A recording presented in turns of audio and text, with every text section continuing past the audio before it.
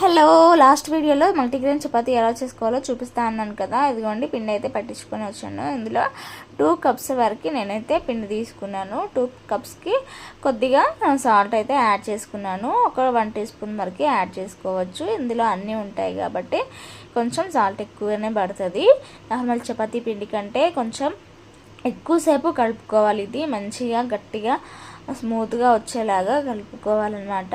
ఇంకా కలుపుకుని మామూలుగా చపాతీలాగా తాల్చుకోవాలి. కానీ ఇది జొన్న రొట్టెలాగానే డెలికేట్గా ఉంటుంది అనమాట. ఎరిగిపోతూ ఉంటుంది మధ్యలో.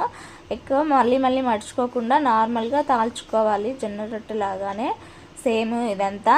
ఇంకా పైన ఇలా పిండి తెల్లగా తేలకుండా కొంచెం వాటర్ అయితే ఇలా స్ప్రింకిల్ చేసి తుడుచుకో. కొద్దిగా అటు ఇటు 2 పక్కల కొంచెం మరీ ఎక్కువసేపు కాకుండా కొద్దిగా కాలిన తర్వాత తీసి మన దగ్గర పుల్కా స్టాండ్ ఉంటే పుల్కా స్టాండ్ పైన వేసుకోవాలి. లేదంటే డైరెక్ట్ స్టవ్ పైన కూడా అట్ల కర్ర ఉంటుంది కదా, 2 సైడ్లో పట్టుకొని కాల్చుకోవచ్చు. ఇట్లా మంచిగా ఉబ్బుతుంది. పుల్కా స్టాండ్ పైన వేస్తే ఇట్లా చపాతీ మంచిగా పొంగుతుందన్నమాట.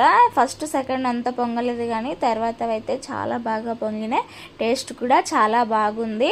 చపాతీ కంటే మల్టీగ్రెయిన్ ఆటా అనేది చాలా టేస్టీగా ఉంది అండ్ హెల్తీ కూడా. జొన్న రొట్టె కూడా చేయరాని వాళ్ళు ఇలా సింపుల్గా చేసుకోవచ్చు. కొద్దిగా గోధుమ పిండి ఉంటుంది కాబట్టి కొంచెమే జిగుటా ఉంటుంది ఇందులో. మిగతా ప్రాసెస్ అంతా కూడా జొన్న రొట్టెలాగా చేసుకోవచ్చు.